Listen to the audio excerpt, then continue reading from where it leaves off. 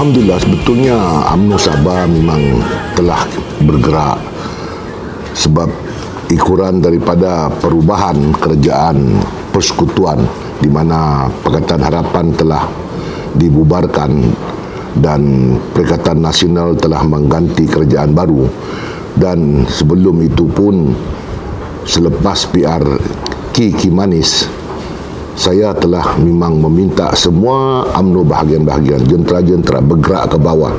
Sebab apabila runtuhnya PH bermakna tidak mustahil warisan akan juga tergugur di bumi Sabah. Dan apa yang kami laung-laungkan itu menjadi kenyataan. Sebetulnya kita pun tidak menyangka, dulu PH pun kita kata kerajaan satu penggal, kita hujah dalam Dewan Rakyat. Tetapi nampak gaya tidak sampai satu penggal, 21 bulan. Dan warisan pun begitu, 2 tahun lebih. Jadi sebab itu, hari ini kita melihat politik ini begitu hidup. Dia pragmatik, sana sini tidak boleh di luar jangka. Jadi apabila ini semua berlaku di luar jangka, maka jentera parti juga harus bergerak di luar jangka. Sebab kita tidak tahu bila, di mana dan bagaimana perubahan-perubahan ini berlaku. Jadi saya memang menegaskan jentera kita memang bersedia. Sama ada pemuda, wanita, putri, PDM, cawangan kita, cuma perlu juga ada pembaharuan dari segi gerak kerja daripada isu-isu. Sebab isu ini dia tidak bertahan lama. Isu semasa itu akan berlaku. Apabila berlaku diulas, habis hilang. Jadi sebab itu pasukan UMNO juga kena bersedia berhadapan dengan pasukan cyber trooper, media sosial. Sebab kalau ini UMNO tidak bersedia, sudah tentu kita akan dimakan oleh isu-isu itu dalam sekelip mata. Dan saya melihat, saya akan memastikan semua keperluan-keperluan ini akan dapat kita atasi dalam sedikit masa lagi.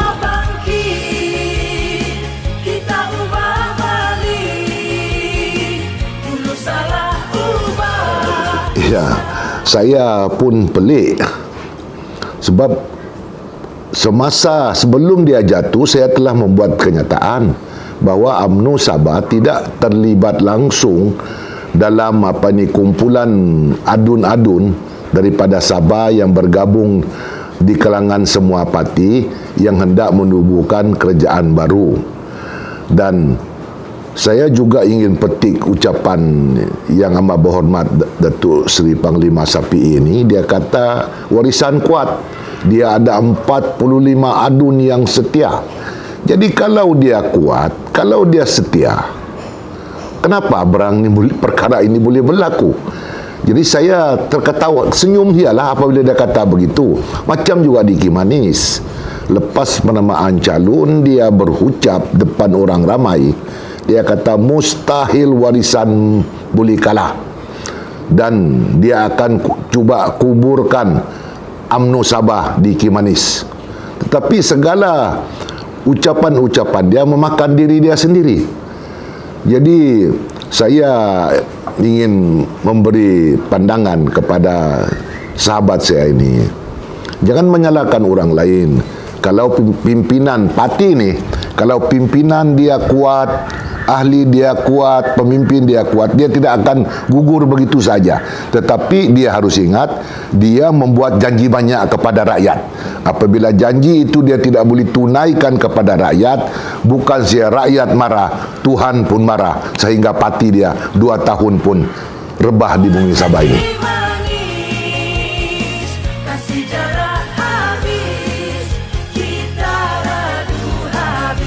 Ya, sebetulnya mudah sebab warisan sudah tersepit. Apabila dia tidak bubar, dia akan kehilangan kerajaan. Jadi untuk mempertahankan kuasa yang dia ada, dia sanggup membubar. Jadi ini pun memang memberi risiko kepada keselamatan dan kesihatan. Sebab kita dalam suasana berhadapan dengan COVID. walaupun kerajaan Malaysia telah berjaya menghalang mengekang rantaian COVID ini, tetapi ianya tidak mustahil boleh kembali kalau kita tidak selaraskan SOP pilihan raya itu secara lebih saksama. Sebab itu di Dewan Rakyat pun saya berhujah bahawa perlu ada SOP daripada SPR untuk memastikan bahawa calon yang dikempen, tukang kempen selamat dan tidak berhadapan dengan risiko-risiko yang begitu berat sehingga mereka dijangkiti oleh virus tertentu ini.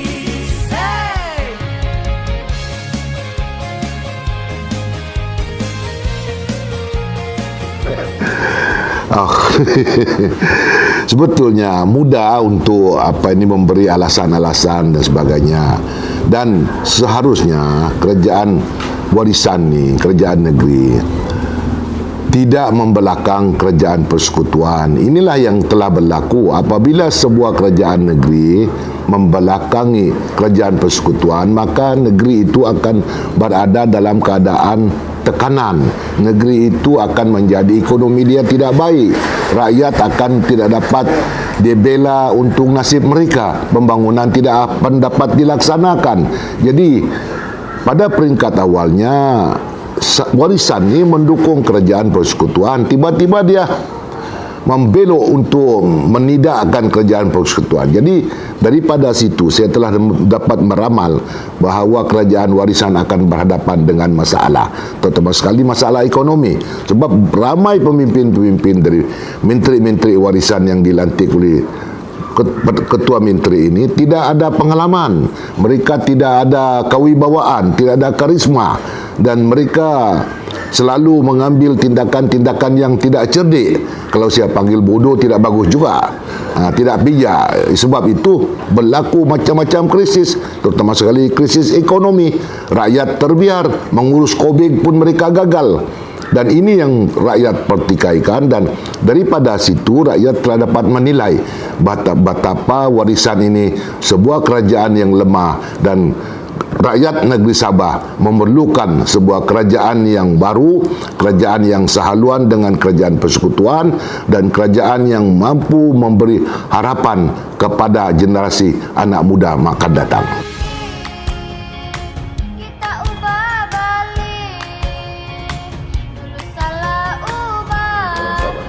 Sebetulnya isu ini dimainkan untuk menarik pengundi-pengundi supaya membenci parti seperti UMNO dan lain-lain, sebab dia kata parti Melaya best. Sebab itu UMNO Sabah telah mengambil langkah drastik. Kita telah meminta autonomi daripada UMNO Malaysia, dan UMNO Malaysia telah memberikan UMNO Sabah autonomi. Bukan itu sahaja, Barisan Nasional pun insya-Allah akan diberi autonomi seperti juga UMNO Sabah. Dan sekiranya isu ini sebetulnya berkesan kepada pengundi, sudah tentu di Kimanis kita tidak menang. Di Kimanis kita berperang dalam keadaan UMNO belum berapa pulih. UMNO cuma saya pulihkan dalam keadaan 40-50%, tetapi pun kita telah berjaya menewaskan calon warisan yang dibawa oleh kerajaan negeri dengan full force, dengan segala-galanya. Dan Sabah Pusabahan ini, laungan ini sudah berpuluh-puluh tahun diguna, tetapi tidak juga memberi impak yang besar kepada parti-parti tempatan. Kita lihat bagaimana berapa buah parti tempatan bertanding, ada 4-5, tidak ada kejayaan. Setiap kali pilihan raya semua calon hilang deposit. Jadi sehingga hari ini, sebab yang penting bukan soal parti Melaya, yang dia rakyat lihat yang memimpin UMNO ini orang Sabah.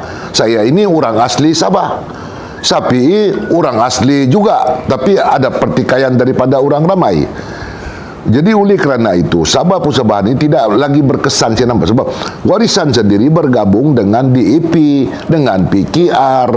Jadi DAP lagi dahsyat, sebab DAP ini risis sebuah parti yang amat tinggi perkaumannya, memerangi orang Melayu, orang Bumi Putra, memerangi agama Islam.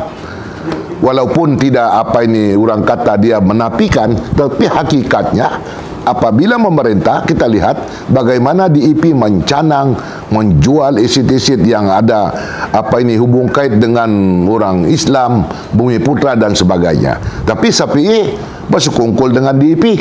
Jadi rasa saya isu Sabah persembahan ini biarlah warisan mainkan. Saya tidak begitu ambil berat, sebab yang penting UMNO Sabah, BN Sabah berjuang untuk orang Sabah dan juga negara Malaysia.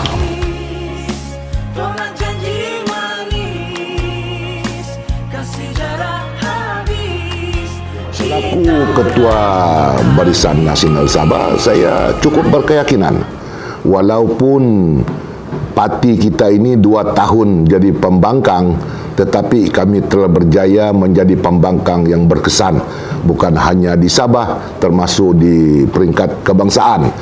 Dan saya cukup yakin kerjasama yang telah kami laksanakan dengan melalui berbagai-bagai program, kursus dan sebagainya akan dapat menjahirkan satu kekuatan baru. Yang penting pada saya, rakyat Sabah berkehendak akan UMNO dan Barisan Nasional berubah. Berubah dari segi memimpin cara parti, dari segi keterampilan, dari segi pembangunan, mengurus ekonomi dan sebagainya. Dan hari ini kita juga paham bahawa negara kita ini, anak-anak muda bukan lagi dulu macam orang kata mereka cuma pemimpin pelapis. Hari ini anak muda harus dijadikan sebahagian daripada pemimpin negeri atau negara itu. Dan ini akan kita masukkan dalam kita punya tawaran baru, dalam kita punya New Deal, untuk memastikan bahawa anak-anak muda ada keyakinan kembali dengan UMNO dan Barisan Nasional. Sebab kita membuat tawaran ini bukan macam tawaran yang dibuat oleh PH atau warisan. Mereka berjanji janji palsu. Mereka kencing rakyat. Kita tidak. Kita akan buat tawaran baru dan kita akan buat. Dalam 5 tahun kalau kita tidak buat, bermakna rakyat berhak menendang parti kita keluar daripada kerajaan.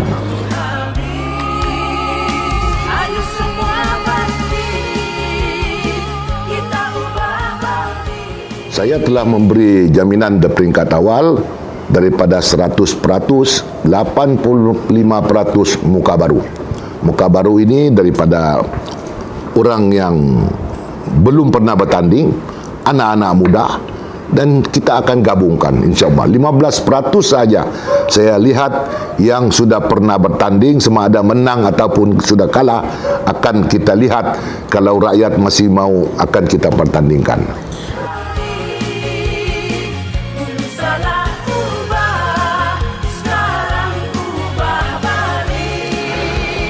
Isu ini telah dibincang oleh orang ramai dalam berbagai-bagai forum, iaitu memang popular di Sabah pemberian tanah ni. Apabila ada pilihan raya, sudah tentu geran tanah akan dikeluarkan. Dan saya melihat ini bukan satu kerja yang luar biasa. Dia amalan biasa oleh setiap kerajaan di mana-mana pun berada. Sebab tanggungjawab kerajaan memberi geran tanah kepada orang-orang tanah yang dilihat berhak menerima tanah tersebut. Dan geran-geran tanah ini sebetulnya telah diusahakan oleh Barisan Nasional dahulu, cuma belum sempat dikeluarkan, sudah kehilangan kerajaan dan disambung. Jadi saya tidak nampak geran tanah ini jadi umpan warisan, jadi umpan yang amat berhormat Perdana Menteri Sabah ni untuk menarik minat rakyat. Dia masuk semua daerah, termasuk daerah Kinabatangan, dan memberi geran-geran tanah. InsyaAllah lah, pada saya geran tanah ini bukan lagi satu yang menjadi kebanggaan rakyat.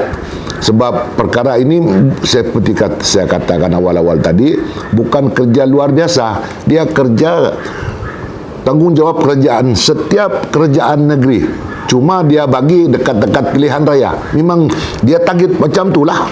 Dia tidak bagi sudah siap, tapi dia hold sampai dekat pilihan raya baru dia rilis. Jadi seolah-olah ini buat tangan kepada rakyat supaya memihak kerajaan warisan dalam membuang undi untuk akan datang. Dulu pun kerajaan BN buat Hari ini kita ubah. Kita akan bagi geran tanah. InsyaAllah antara New Deal kita memerintah, geran tanah kita siapkan awal, kita bagi awal. Tidak perlu tunggu dekat pilihan raya baru kita bagi. Sebab strategi ini, geran tanah ini untuk memberi rakyat peluang membangun tanah itu dan mereka mendapat peluang penyagaan, peluang dari segi mengeluarkan hasil-hasil produk mereka. Kalau tidak ada grant, mereka tidak boleh loan di mana-mana, agensi, bank dan sebagainya. Jadi insya Allah itu antara New Deal kita. Grant-grant tanah akan kita siapkan dalam masa yang cepat dan akan kita bagi terus kepada tuan punya yang memohon, bukan menunggu masa pilihan raya.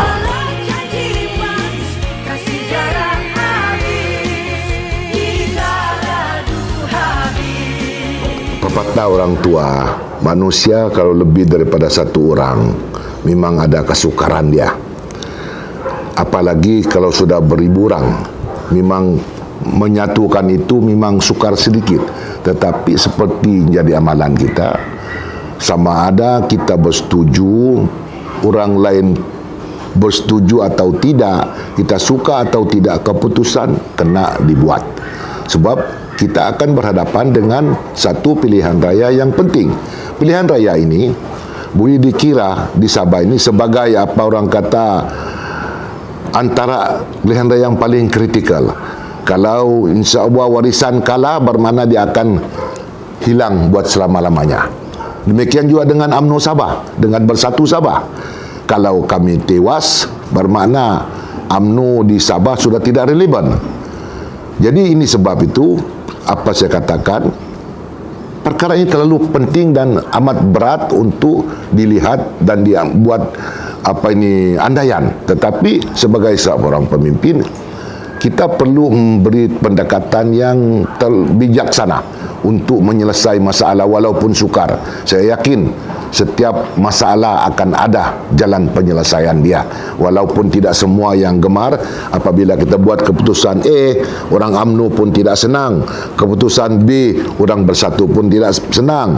Keputusan C, PBS tidak senang, STAR tidak senang. Tetapi kita harus membuat collective decision. Yang penting kita harus sehaluan dalam memenangi pilihan raya yang penting ini.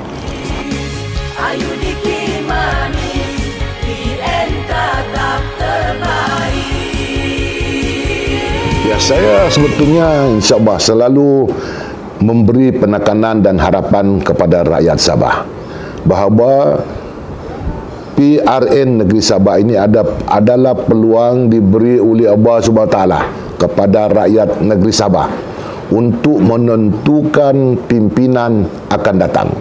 Dan peluang ini kalau rakyat negeri Sabah tidak ambil secara serius, maka rakyat negeri Sabah tidak akan mendapat peluang yang sebegini pada masa akan datang. Dan saya berharap, saya juga meminta rakyat Sabah, pilihlah kerajaan yang anda lebih selesa, anda lebih yakin, dan kerajaan yang tidak orang kata membuyuk, kerajaan yang tidak suka membuat janji palsu, kerajaan yang boleh mentadbir, mesra rakyat, mengurus ekonomi dan memberi jaminan secara jangka panjang kepada kemakmuran dan keselamatan rakyat negeri Sabah di Malaysia ini.